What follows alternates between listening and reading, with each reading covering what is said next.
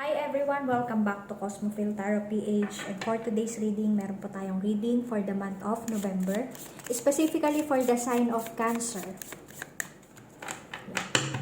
Si Cancer, kamusta po? Sa ating mga bagong subscribers, maraming salamat po sa pagsubaybay. Malaking tulong po yan, no? So, because of that, I will try my best to have a regular reading by November. So, hopefully, maayos ko na kung ano man yung inaayos ko. And then, magkakaroon tayo ng more readings, no? And disclaimer, this reading is only for open-minded people. Hindi po lahat makaka-relate. So, para lamang po ito sa mga nakarelate na mga Cancer signs. And sa mga hindi po, you can always go back para just in case kayo naman yung maitap na energy, okay? Or sa inyo naman yung maitap na energy. Let's start. Meron ka tranquility, Cancer. Yeah, there's a hope. So, pagkakaintindi ko dito, there's a hope, no? Hope returns. So, kung na-feel mo na binugbog ka ngayong October, November, finally, this is your time to shine. So, ayan no, meron ka ring positivity. This is a good thing kasi ayan si Marigold, no? So, alam naman natin si Marigold, gold na gold. So, kumikina. At the same time, andyan si Sun. So, nag-i-ignite talaga. Tapos dito, meron ding candle na nakasinde. So, there's a symbol of hope, light, ano pa, parang overcoming challenges. Tapos na yung mga paghihirap, yung, kumbaga, ayan, may trust. So, because of this tranquility and positivity, kakambal niya rin kasi si trust, no? So, bumalik na rin yung trust mo sa sarili mo, sa sitwasyon na finally natapos na yung iyong paghihirap. And November is the month of new beginning for you, Cancer. So, ayan, may submission tayo. Kung mapapasin nyo, parang, ano ba to? Tiger, cheetah, ano bang animal to, no? Tapos biglang merong tumubong,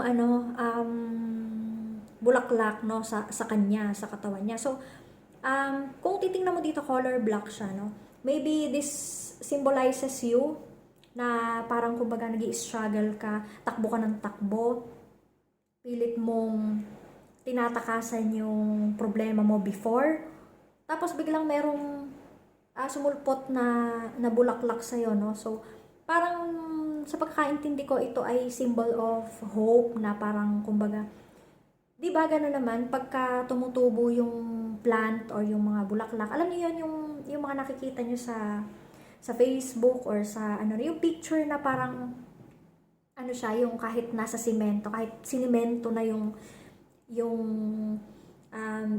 lapag, tapos biglang merong nag-sprout na may tumubo na parang bulaklak, no? So parang sign of yung parang kumbaga kahit anong iba to sa'yo, kaya mong lagpasan. Okay, so you have that willpower, Cancer. Tapos ayan, message of forgiveness. So, possible dito na, parang sinasabi dito na you have to forgive yourself, or kung hindi man sa sarili nyo, some of you, kumbaga, dito pagbigyan nyo kung sino yung nakasamaan nyo ng loob. Possible yung iba sa inyo merong nakatampuhan. This is your sign to, siguro dahil din dito, nahirapan ka, Cancer, no? So, yung trust mo nawala.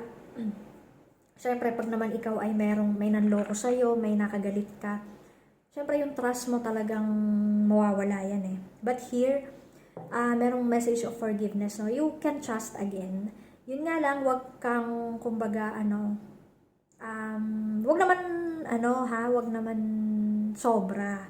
Ang sinasabi lang dito, trust, kasi nandyan na pala yung mga tao sa paligid mo na sincere sa'yo, tapos napapalagpas mo just because you have these trust issues. So, eto, merong message of forgiveness. So, very strong yung personality, sobrang ano ka dito, Cancer, no? Hindi ka talaga excuse me, hindi ka magpapakabog. Okay? But at the same time, you have to forgive, no? Para na rin sa sa ikaluluwag ng kalooban mo. Okay? We have reproach, ayan, no?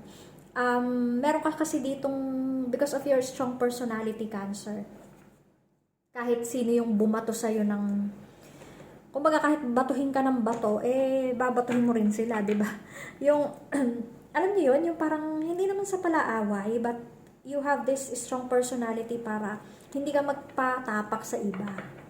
You know, kasi yung iba, hindi lang kikibo.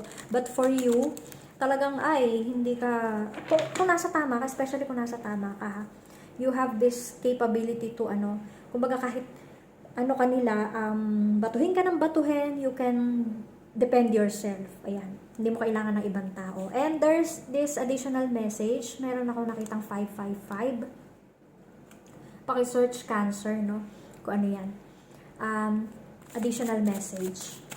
Okay. Let's see kung ano pa. So, ayan. Although positive naman yung iyong approach or positive yung iyong pananaw sa buhay, Cancer, no? Meron kang, kumbaga yun nga, strong personality, no? So, parang sinasabi dito na baka kasi pati yung mga sincere sa'yo, yung mga trustworthy na mga tao, because of this strong personality, parang naaano sila sa'yo ang tapang, parang hindi, ang tapang naman pala nito, parang, siguro hindi ko na siya tutulungan, yung mga ganyan. Marami kayong, kumbaga nami-miss na opportunity, no? And then, you have the High Priestess, ayan. Saan ba? Ito, so, si Trust, ito magka-tandem to, wait lang. Saan ba? Ayan, meron kang intuition, hindi makuha. Ito, so, Trust kasi, Cancer, meron kang, ito, lumabas si the High Priestess. So, High Priestess is all about intuition. So, siya, higher power, no, inner voice, parang, meron kang, parang symbol kasi ito ng third eye, di ba?